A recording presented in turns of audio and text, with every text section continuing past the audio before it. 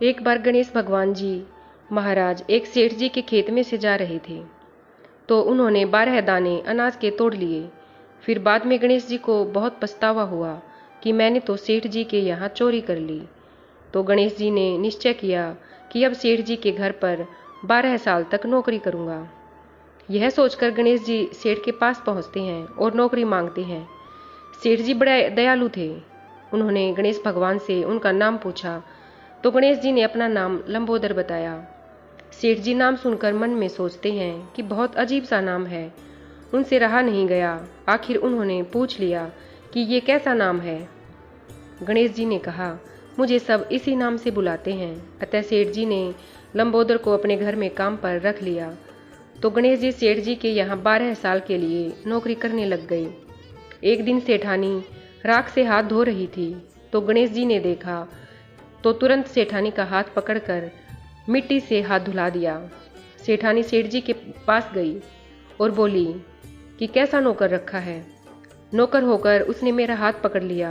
सेठ जी ने लंबोदर को बुलाकर पूछा कि तुमने सेठानी का हाथ क्यों पकड़ा।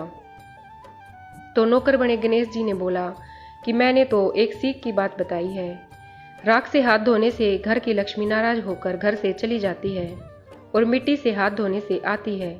सेठ जी ने सोचा कि लंबोदर तो बहुत समझदार है। कुछ दिनों बाद कुंभ का मेला आया। सेठ जी ने कहा, लंबोदर, तुम सेठानी को कुंभ के मेले में स्नान कराने के लिए लेकर जाओ। अब लंबोदर सेठानी के साथ चला जाता है। सेठानी किनारे पर बैठकर नहा रही थी, तो लंबोदर उनका हाथ पकड़कर आगे डुबकी लगवा लाए।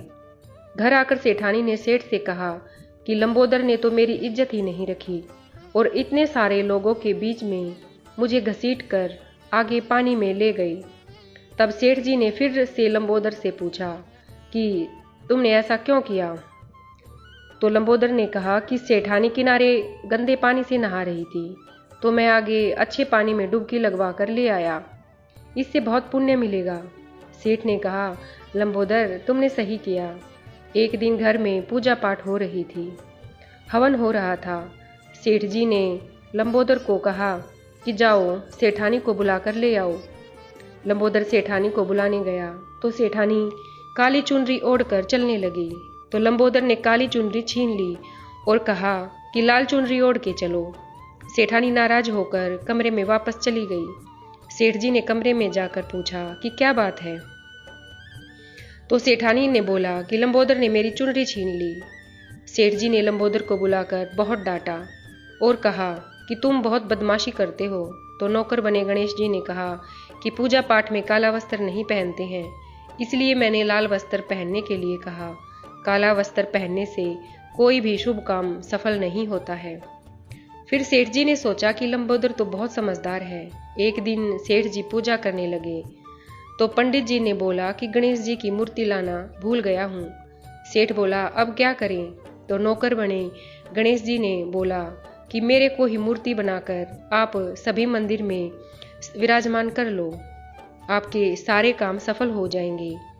यह बात सुनकर अब तो सेठ जी को भी बहुत गुस्सा आया और वो बोले कि तुम तो अब तक सेठानी से ही मजाक करते थे, मेरे से भी करने लग गए। तो नौकर बने गणेश जी ने कहा कि मैं मजाक नहीं करता हूँ, सत्य कह रहा हूँ। अतः लंबोदर ने गणेश जी का रूप धारण कर लिया। यह देखकर सेठ चौंक गए। तुरंत सेठ और सेठानी गणेश जी के पांव में गिर गए और अपनी गलतियों की माफ़ी मांगी। फिर दोनों ने गणेश जी की पूजा की। उस दिन गणेश चतुर्थी थी और गणेश जी को विराजमान किया। पूजा खत्म होते ही गणेश जी अंतर्धान हो गए। सेठ सेठानी को बहुत धोखा हुआ और उन्होंने कहा कि हमारे पास तो स्वयं गणेश जी रहते थे और हमने उनसे इतना काम कराया।